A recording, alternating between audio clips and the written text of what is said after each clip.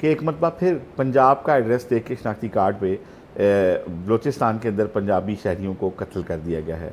बड़ा अफसोसनाक वाक़या है, क्या तफसीलात हैं इसकी?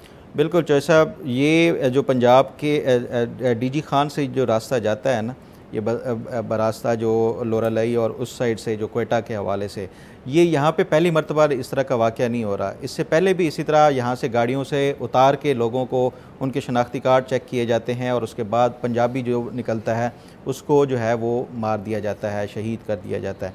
अच्छा, ये सिर्फ गाड़ियों के हवाले से नहीं है। अभी आप देखें चंद महीने पहले जो जाफ़र एक्सप्रेस का हुआ, उसमें जो सिंध का था, उसमें जो खैबर पख्तूनख्वा का था या बलूचिस्तान के थे, उनके शनाख्ती कार्ड चेक करके उनको छोड़ दिया गया और पंजाब का जिसका शनाख्ती कार्ड था उसको उतार के उन्होंने वो एक कैप्टिव बना के ले गए थे और उसमें से काफ़ी सारे जो लोग थे, मुसाफिर थे, उनको शहीद भी कर दिया गया था। तो ये बड़ा अनफॉर्चुनेट है, ये यके बाद दिगरे बार बार हो रहा है। ये इस तरह के जो वाक़यात हैं, मेरा ख्याल है कि एक तो इसमें सिक्योरिटी फेलियर है कि अभी तक जो है वो उस रूट को प्रोटेक्ट नहीं कर पाए। जो भी कोई वहाँ से जाता है, जब भी दहशतगर्द चाहते हैं, ये इसी तरह मासूम शहरियों को उतार के वहाँ पे शहीद कर दिया जाता है। और दूसरी बात जो बड़ी अहम है इसमें चौधरी साहब के, ये जो कल वाक़या हुआ है उससे पहले रॉ से एसोसिएटेड कुछ अकाउंट्स हैं, बाबा बनारस और इस तरह के, वो पहले ही प्रेडिक्ट कर लेते हैं कि कुछ बड़ा होने जा रहा है, कुछ अहम होने जा रहा है। और इसी तरह का जो है वो वाक़या कल भी उन्होंने ट्वीट किया और उसके बाद हमने देखा बलूचिस्तान के अंदर कार्रवाई हुई है। तो उससे एक चीज़ साबित हो रही है कि जो बलूचिस्तान के अंदर दहशतगर्दी की कार्रवाइयाँ, उसमें रॉ का और भारत का जो नेक्सस है वो ज़रूर मौजूद है। क्योंकि जब भी बलूचिस्तान के अंदर दहशतगर्दी की कोई कार्रवाई होने लगती है तो उससे पहले ही ये चीज़ें ट्विटर के ऊपर, सोशल मीडिया के ऊपर पहले ही आना शुरू हो जाती हैं।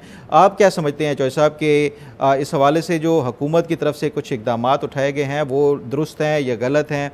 इस हवाले से ज़रा बताएं। सबसे पहले तो ये बहुत अफसोसनाक वाक़या है और मैं समझता हूँ कि अपने हकूक़ की बात करने वाले जब किसी दूसरे सूबे के एक आम शहरी को निशाना बनाते हैं तो उनका अपना वो क्लेम जो है वो मशकूक हो जाता है कि वाकई वो अपने हकूक़ की बात कर रहे हैं। उन्हें तो जब आप हकूक़ की बात करते हैं फिर आप सबके हकूक़ की बात करते हैं। ऐसा नहीं होता कि आप जो है किसी एक सूबे को के टारगेट करें और उसके लोगों का कार्ड देखें, जबकि उस सूबे के बहुत सारे लोग आपके लिए बहुत जायज़ बात कर रहे होते हैं, आपके लिए बड़ी साहिब और मुश्किल बात कर रहे होते हैं। तो ऐसी सूरत हाल में किसी एक कार्ड देख के किसी एक शहर का, किसी एक सूबे का और उसके ऊपर लोगों को निशाना बनाना, उनकी जानें ले लेना, ये मैं कहता हूँ ये सिर्फ़ और सिर्फ दरिंदगी, इसका कोई किसी किस्म के ना इंसानी काज से कोई इसका तल्लक है, ना किसी आइडियालॉजी से इसका तल्लक है। ये सफाकियत है, शैतानियत है और ये बंद होनी चाहिए।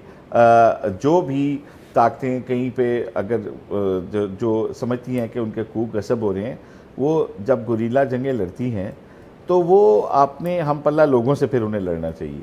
उन्हें आम शहरियों को निशाना बनाने से उनको कोई उनकी नेकनामी नहीं होती, ना ये कोई बहादुरी है कि एक बंदा जो ट्रेंड ही नहीं आपसे लड़ने के लिए, उसका आईडी कार्ड देख के आपने उसे मार दिया, तो इसमें कौन सी आपने कोई नेकनामी कमाई है या कौन सी कोई आपने जो है इसके अंदर कोई सरप्राइज़ किया है लोगों को। बिल्कुल। तो मैं ये समझता हूँ कि इससे ना सिर्फ ये कि पंजाब का तो ज़र्फ बड़ा है, पंजाब के लोगों ने कभी बात नहीं की, लेकिन मैं ये समझता हूँ कि इससे दूसरे सूबों के लोगों का स्पेस पंजाब में शायद कम होना शुरू हो जाए जब इस तरह के वाक़यात तसलसल से होंगे।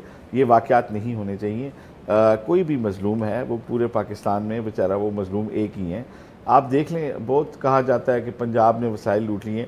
यहाँ पे इस्लामाबाद में पार्लियामेंट हाउस से 3 किलोमीटर का एरियल डिस्टेंस नहीं है होगा अपना इसका ये जो हमारा इलाका है डिप्लोमेटिक नहीं, ये जो हमारा आगे जो इलाका है ना, जो जहाँ पे बाईपास बना है बाराकू, आप देखें वहाँ पे गैस नहीं है, वहाँ पे पानी नहीं है, बद इंतज़ामी तो हर जगह। पिछले 40 साल से इस्लामाबाद में पानी के किसी मंसूबे पे कोई काम नहीं हुआ, ठीक है, जबकि रोडें रोज़ बनती हैं, अंडरपास बनते हैं, ब्रिजेस बनते हैं, ओवरहेड ब्रिज बनते हैं।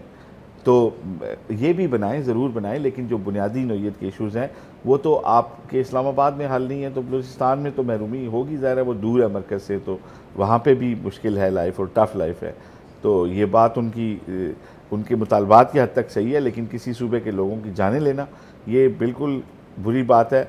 और डरें उस वक्त से कि कोई दूसरे सूबा भी आपका कार्ड देख के तो आपकी गर्दनें उड़ाए कि हमें ये नहीं चाहिए। तो मेरा तो इसमें यही टेक है कि कम अज़ कम ये जो वाक़यात करने वाले जो लोग हैं जिन्हें गुमराह किया जा रहा है, खुदारा वो होश के नाखन लें और वो देखें कि वो कर क्या रहे हैं। नहीं तो इसका सलूशन क्या है? कोई ऑपरेशन करना चाहिए, मिलिट्री ऑपरेशन इन दहशतगर्दों के ख़िलाफ़ क्या होना चाहिए? देखें, हमें भी इसका 2-3 तरह के इक़दाम लेने पड़ेंगे ना, लॉन्ग टर्म, मिड टर्म और शॉर्ट टर्म। इसमें दोनों तरह के लोग हैं। जो लोग तो फॉरेन फंडेड हैं और आपसे लड़ना चाहते हैं, उनको आपको एलिमिनेट करना पड़ेगा। लेकिन जो लोग अपने हकूक़ की बात करते हैं, उनके हकूक़ आपको देने पड़ेंगे। अगर आप उनके हकूक़ नहीं देंगे तो फिर उनको कोई असला भी दे देगा और वो आपके ख़िलाफ़ लड़ेंगे भी। तो सबसे बुनियादी बात तो महरूमी का ख़ात्मा है, वहाँ के वसाइल का लोकल लोगों के ऊपर। जिस तरह अभी हमने फ्यूल सस्ता नहीं किया था, जब सस्ता हो रहा था, कि हमने बलूचिस्तान के लिए एक फ़ंड इकट्ठा किया था, तो अब वो फ़ंड लगता हुआ नज़र आना चाहिए। लोगों के बुनियादी जो सिविक इश्यूज़ हैं वो हल होने चाहिए, पीने के पानी का मसला वहाँ पे हल होना चाहिए, तालीम का मसला हल होना चाहिए। जो वसाइल की आप बात करें, वसाइल के हवाले से देखें, NFC जो 18वीं तरमीम के बाद सूबों को शेयर जो उनके राइट के मुताबिक, जो उनकी आबादी है या उसकी साइज़ के मुताबिक वो तो मिल रहा है, तो फिर वसाइल का ये जो गिला किया जाता है, ये फिर आप नहीं समझते कि ये अनजस्टिफाइड है? क्योंकि जो सूबे बलोचिस्तान का हिस्सा शेयर बनता है उसके मुताबिक, आइन के मुताबिक ये उनको मिल रहा है। फ़खर, आप बिल्कुल सही कह रहे हैं, टेक्निकल बात कर रहे हैं। मैं कह रहा हूँ कि जब आपका एक भाई आपसे काफ़ी पीछे रह गया ना, तो अब आपने ये नहीं देखना कि मैं इसको इसके हिस्से के तुझे पैसे दे रहा हूँ या चीज़ें दे रहा हूँ। अब आपने उसको जाना है, उसका हाथ पकड़ना है और उसे कहना कि मेरे साथ चलो। अब आपने उसे साथ चलाना है। अब आपने ये नहीं कहना कि तुम्हें हिस्सा देते रहे हैं, तुमने फजूल खर्चियाँ की हैं, पैसे लगाए नहीं हैं। वो जो भी होना था हुआ है, लेकिन हमने क्योंकि साथ चलना है ना, चारों सूबों ने साथ चलना है, तो हमने जाके उन्हें लिफ्ट करना है, होल्ड करना है अपने साथ कि आप हमारे साथ चलें, और उन्हें इस काबिल करना है कि फिर वो अपने कदमों पे चलने के काबिल हों। सूबे के अंदर जो इंफ्रास्ट्रक्चर के जो चीज़ें हैं वो वहाँ उसके ऊपर खुसूसी तवज्जो की ज़रूरत है, रिफॉर्म्स की ज़रूरत है, आम आदमी के मसाइल के हल की ज़रूरत है। ये सारी चीज़ें जब हम करेंगे तो फिर हम उनसे ये आइडियोलॉजिकल डिस्कशन करते हुए अच्छे लगेंगे कि जनाब ये जद्दोजहद की कितनी इकसाम होती हैं और मुसल्लह जद्दोजहद कब करनी चाहिए और क्यों करनी चाहिए। तो मेरा ये ख्याल है कि हमें एक सोशो इकनॉमिक इशू के तौर पे लेना चाहिए, इन लोगों के मुआशी मसाइल हल करने चाहिए, सिविक मसाइल हल करने चाहिए, और उसके बाद इनसे हम बैठ के बात करेंगे कि आप कैसे, क्यों हमसे अलहदा होना चाहते हैं, वजह बताएं, हम नहीं आपको जाने देंगे। तो मैं तो इसका यही हल समझता हूँ। फ़खर, आज तो मेरा ख्याल है यही स्टोरी है। बिल्कुल। एक जो कल हमने स्टोरी की थी ना कि वजारत दाखिला में एक जो एक एडिशन की जा रही है, एडिशनल सेक्रेटरी ले जा रहे हैं, एक सर्विंग जी वो आ रहे हैं, तो और इसके अलावा उनके साथ कुछ और अफसर भी होंगे, एक ब्रिगेडियर भी होंगे। तो उसमें आज मुझे कोई हमारे दोस्त हैं, उनका ये कहना था कि अफ़गानियों को जो बार बार वीज़े जारी हो रहे थे उसके अंदर भी एक स्कैम था। अच्छा। और उसको भी पकड़ा गया, और शायद ये वजह होगी कि हमारी जो सिक्योरिटी इस्टेब्लिशमेंट है उसने उस सेक्शन, जो चंद सेक्शंस हैं उनको अपने हाथ में लेने की बात की है, इंटरनल सिक्योरिटी को, वीज़ा सेक्शन को, नेशनल क्राइसिस मैनेजमेंट सेल को, ECL को, ताकि मरबूत तरीके से ये चीज़ें जो हैं, कोऑर्डिनेटेड एफर्ट जो है वो होती भी नज़र आए और इन चीज़ों के ऊपर कंट्रोल किया जा सके जिनके ऊपर हम मुसलसल जो हैं कंट्रोल नहीं पा रहे। ठीक।